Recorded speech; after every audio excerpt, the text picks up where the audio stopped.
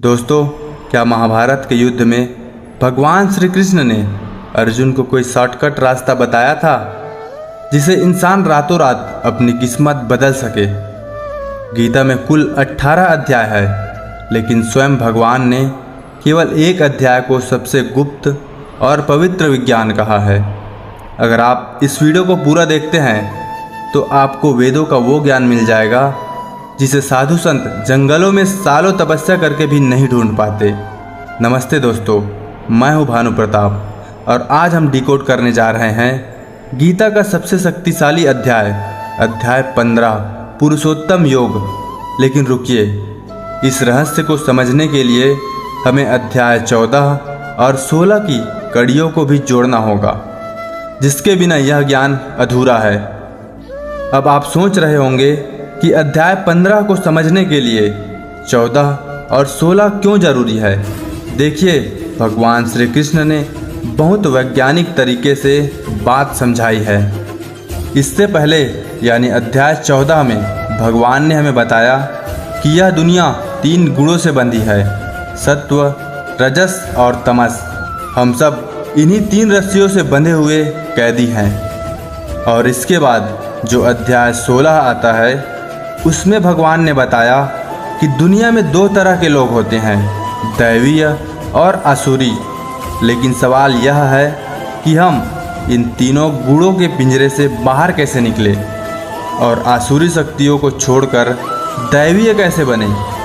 इसी ताले की चाबी श्री कृष्ण ने दी है आज के हमारे मुख्य टॉपिक अध्याय 15 में। अध्याय 15 की शुरुआत ही ऐसे झटके से होती है जो आपका दिमाग हिला देगा। श्री कृष्ण अर्जुन से कहते हैं, यह संसार एक उल्टा पेड़ है जिसकी जड़ें ऊपर भगवान में है और पत्तियां नीचे हम इंसानों के रूप में फैली है।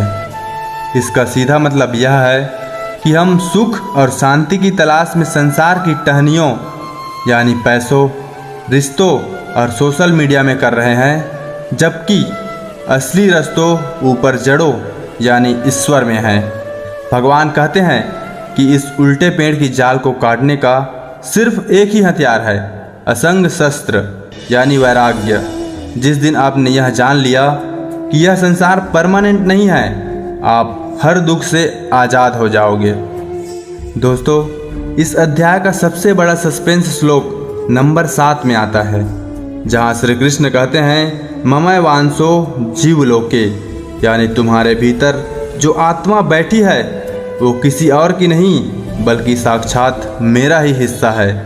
आप अकेले नहीं हैं, आपके भीतर ब्रह्मांड की सबसे बड़ी शक्ति बैठी है। जैसे सूरज की रोशनी हर जगह पहुंचती है, वैसे ही श्री कृष्ण कहते हैं कि दुनिया का हर अनाज, हर रोशनी और हर जीव की भूख को शांत करने वाली ऊर्जा मैं ही हूँ। तो दोस्तों, अध्याय 14 के बंधनों को तोड़कर अध्याय 16 की दैवीय शक्तियों को पाने का एकमात्र रास्ता है अध्याय 15 का यह पुरुषोत्तम योग।